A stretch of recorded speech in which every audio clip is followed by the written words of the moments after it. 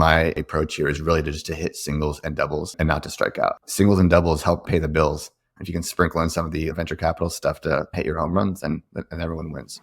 Welcome to Philly Tech Connect podcast, where Philly's tech minds meet.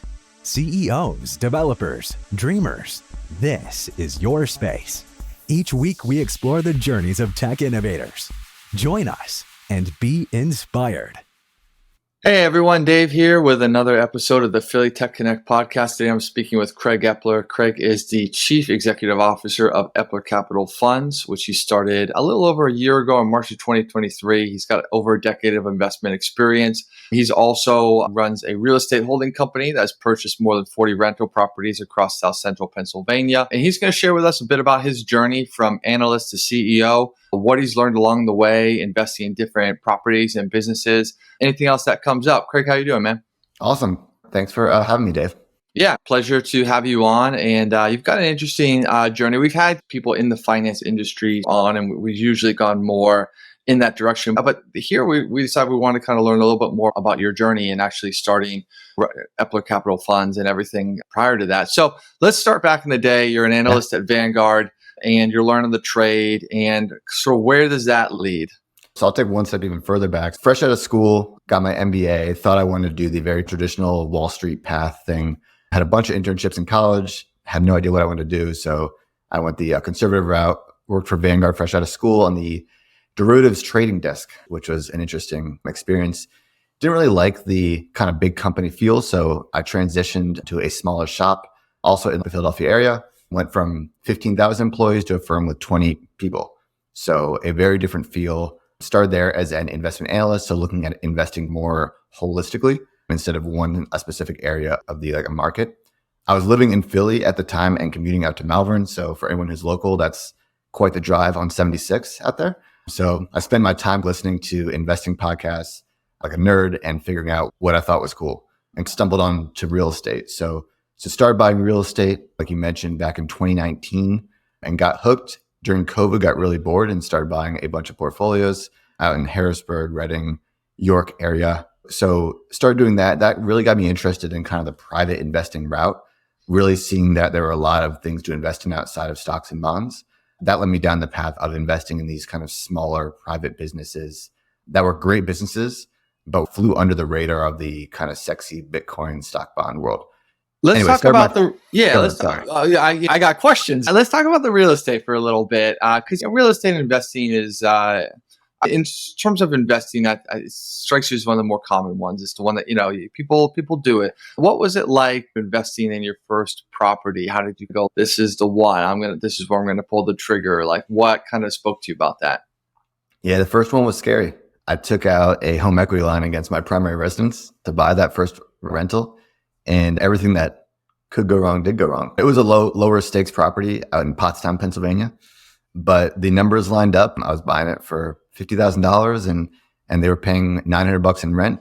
So the numbers checked out. I'm like, worst case scenario is at least I hold this property. But anyway, I mapped it all out on my little Excel sheet. And as soon as I bought it, the tenant stopped paying rent. It was in the middle of the winter, so it took a while to fill it. There were turn costs. So every nightmare that you hear about in real estate happened on that first one. But I've learned a lot. There you go. Yeah, it's like you fell into it all. But you kept going. You didn't get deterred. When you went for property number 2, was there a different approach or learnings, or you just hoped that, okay, that was like a lot of flukes and I'm sure this one will be better? Like, how did you get back on the horse here? Yeah, honestly, after the first one, I put my tail between my legs and ran for a little bit and let that one work itself out. And then I thought back, I'm like, when you invest in the stock market, you usually don't invest in one stock, right? Like you buy a basket of securities. That's why the whole mutual fund and ETF world is there. So I'm like, if I have more properties, ostensibly that should lower my risk, because if one tenant isn't paying, then at least another one is. If there's a property that needs fixed up, at least another one isn't. So I'm like, if I can get to a bigger number, it should lower my risk. And that kind of pushed me. And I went on a buying spree there and was buying a small portfolio every 1 or 2 months for a bit there. First of all, when you say portfolio, do you mean property? Because you've used that word twice, and I want to make sure I understand what you're saying when you say portfolio. So in this sense, I guess I should probably be more specific. A portfolio in this regard is a package of 2 or 3 single family houses, or a duplex, or a triplex, a basket of different properties all in one buy you can buy together. It's almost like you go to the store and you can get like the one unit, or you can buy like the 3 razors like for 3, right? And usually get a small discount on it. And is that because they're all under the same owner or something? Correct. Where, yeah, they would say, hey, Exactly. I've got a couple, and you buy them and you get a little bit of discount because not 2 for the price of 1 exactly, but you get a little, yeah, you get a little something discount back. there. Very cool. And it did that. Was that the case? As you scaled up, did your hypothesis turn out to be true that you had ups and downs with individual properties, but you were de-risked across them all? Yeah, I definitely worked out that way. There's still some stuff that happens. I'm investing in kind of C-class real estate for anyone out there that knows what that is. It's working class neighborhoods, which is great, but it does come with ups and downs of the real estate market. So it's more, I would compare it to a small cap or a startup, right? Like it's not a simple up and to the right kind of market. It's all over the place. Some months are great, other months aren't as great, but net, you should come out ahead. Mm-hmm. And are you primarily looking at the appreciation of the property or the rental income, or it's really both, have to make it all work?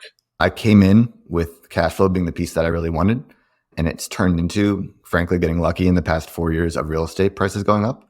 It's turned into an appreciation play, honestly. Yeah, it's just like the way the market seems to be going, which is the housing prices have gone up a lot. So if you were doing things 4 years ago, it's probably a good time. Yeah. And so the real estate holding company, does that come in at day one as just, hey, I want to protect myself and I want to have an entity? Or is that, hey, I want to scale up and maybe bring in other people's investments to then buy on their behalf? I'm not sure like what it means when you say real estate holding company. And where within that journey? It's stuff that's not in my personal name, right? So from a liability perspective, it was really, like the honest truth was a way for me to get enough passive income for me to be able to focus on other things that were outside of my 9-to-5 job and kind of leave that. So that was really the original goal. It didn't work out that way, but that was the original plan back in 2019, 2020. Cool. And so it sounds like you have diversified beyond just real estate. You mentioned some investments in some private businesses and maybe not the most sexy things, but hey, if it's making money, that's really all that matters, I think. Yeah. And what are we talking here? Like ice cream shops? I'm always fascinated by the other types of businesses that people come across as and identify as a good investment.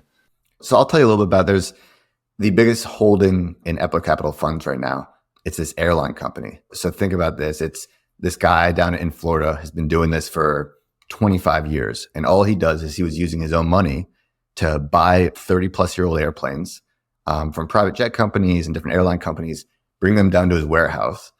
He parts out these planes and sells the parts back to the private jet companies or leases them back when they really need them, because there's still parts that are useful in these planes.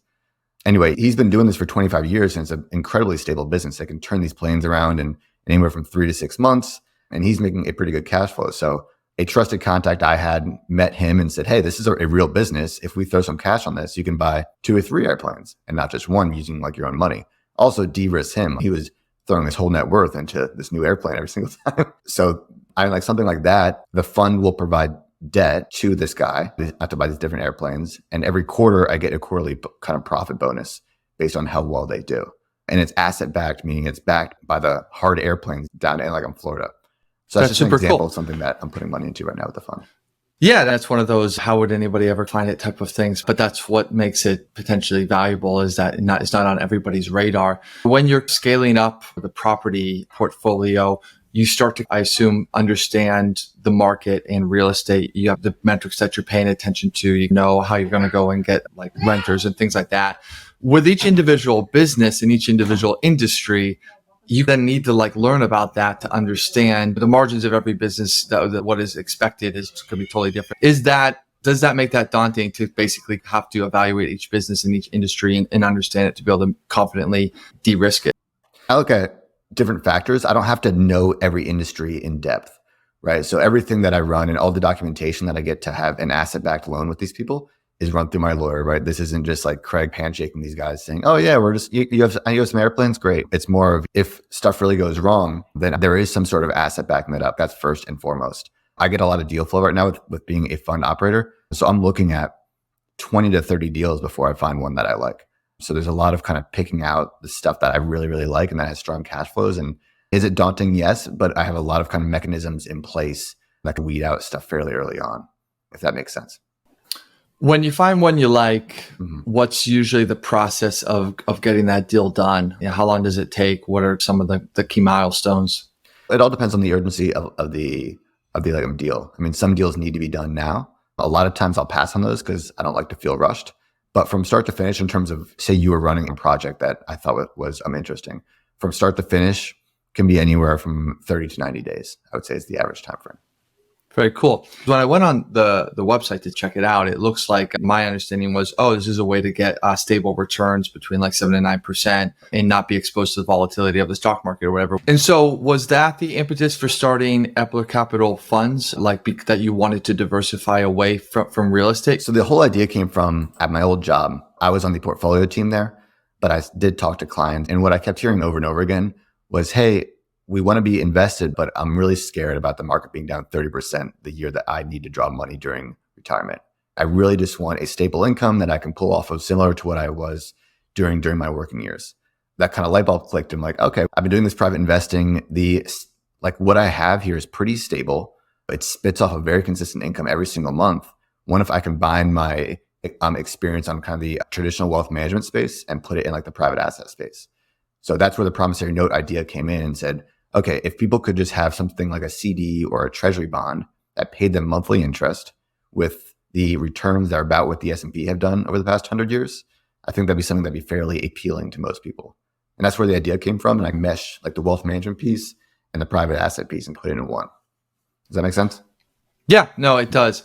And you had said something before we hopped on the recorded portion of this call about kind of your philosophy for investing. I hope you'll understand what I'm referring to. I think a lot of people are thinking about the unicorns, the home runs, like that's the way investing is done or needs to be done. You have a different angle here. Could you elaborate a bit? Yeah. This fund and while those investments in like the startup space to 10x are obviously great, this fund and my approach here is really to hit singles and doubles and not to strike out. This is a consistent income play.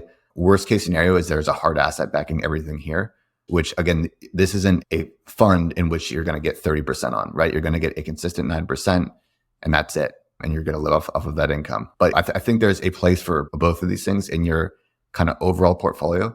But the way I look at it is singles and doubles help pay the bills. If you can sprinkle in some of the venture capital stuff to hit your home runs, and everyone wins. For sure. I think sometimes people are not considering the opportunity for a single or a double and how that can really compound over time. Exactly. And then the de-risking along the way. And maybe there is some portion of your portfolio, 10% or something like that, that's just a moonshot. Hey, if it works, great. Mm-hmm. If not, it doesn't. But it doesn't have to be all or nothing, because just as an entrepreneur, like the minute you lose all your capital or your cash flow or whatever it is and you're out of the game, you've lost the game. Like you're just like, you're out. But at least while you're building up this stable kind of set of maybe relatively passive income, you're always going to be in the game and you're going to be able to ride the ups and downs. Really interesting talk with you, Craig. I haven't had an investment focused conversation yet on this podcast. For people that want to learn more about you, the fund's a holding company, how should they get in touch? I'm on LinkedIn, Craig Eppler, and our website is epplercapital.com. You can contact us there, and I'd be obviously more than happy to chat to anyone that's in the affiliate community. Thanks so much, Craig. Thanks, Dave. That's all for today's episode of Philly Tech Connect. Join our community at phillytechentrepreneurs.com. Special thanks to our sponsor, shortlist.io, a digital marketing agency specializing in top-notch link building, content strategy, and web design. Stay innovative, Philly, and see you next time on Philly Tech Connect. A Lifetime Value Media production.